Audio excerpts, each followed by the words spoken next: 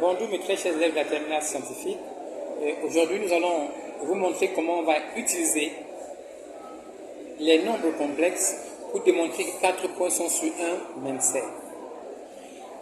En réalité, pour démontrer qu'on a 4 points placés sur un même cercle, si nous connaissons une équation cartésienne de ce cercle, c'est très facile. Dès que nous connaissons les coordonnées de ces points-là, on va vérifier que les coordonnées de chaque point vérifient l'équation du cercle. Si c'est le cas, on va dire que les 4 points sont sur le cercle.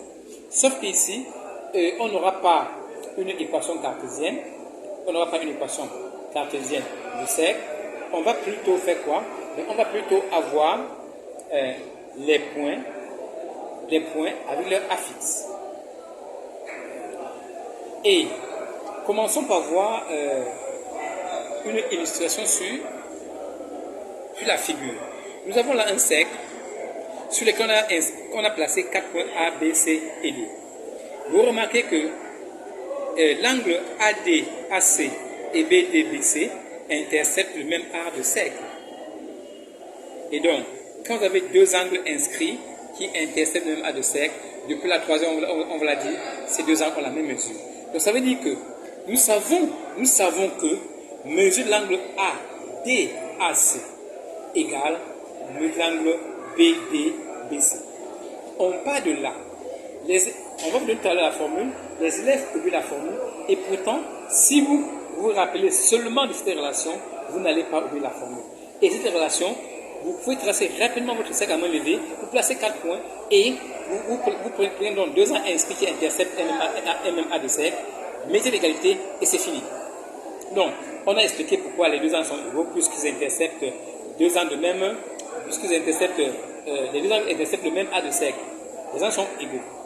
Et rappelons déjà que c'est quoi la mesure entre deux vecteurs?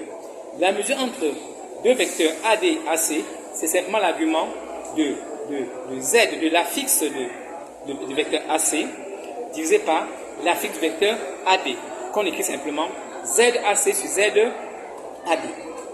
Ceci étant, pour démontrer que A, B, C, D sont cocycliques, revenons ici chez élèves. Regardez, vous prenez l'affixe de AC divisé par l'affixe de AD, divisé par l'affixe de BC divisé par l'affixe de BD. Si vous faites ce calcul et vous trouvez un nombre réel, c'est fini. Vous allez conclure que les 4 points sont sur un même cercle. Une autre façon de dire ça, c'est de dire que ZAC sur ZAD divisé par ZBC sur ZBD, ça appartient à R. Maintenant, si vous vous rappelez de ce que vous avez vu en troisième, que pour diviser deux quotients, on multiplie le premier quotient par l'inverse du deuxième quotient, on va comprendre tout de suite que écrit que ZAC sur ZAD divisé par ZBC sur ZBD appartient à R veut exactement dire que ZAC sur ZAD que multiplie ZBD sur ZBC. C'est la même chose. Mieux, si nous nous rappelons encore de la définition de ZAB, de l'affixe d'un vecteur, ZAB, c'est ZB moins ZA. Donc, comme nous avons ZAC, c'est ZA moins ZC sur ZD moins ZA que multiplie ZD moins ZB sur ZC moins ZB. Tout ça, c'est assez facile à retrouver dès que vous connaissez la relation. Et donc, si on fait ces calculs, on trouve un nombre réel, on conclut les 4 points sont cocycliques. Voyons ça à travers un exemple. Voilà 4 points qu'on nous propose et nous voulons démontrer que ces points sont cocycliques.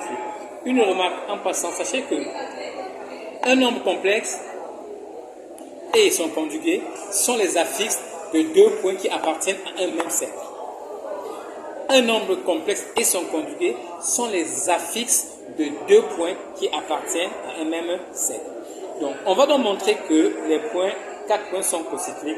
Il suffit donc de démontrer ce qu'on vient de dire, que ZC moins ZA sur ZD moins ZA, que multiplie ZD moins ZB, et sur ZC moins ZB appartient à R étoile.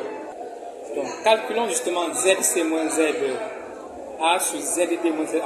On va faire les calculs séparément pour faciliter notre tâche. On remplace tout simplement par leur valeur. Vous remplacez par leur valeur.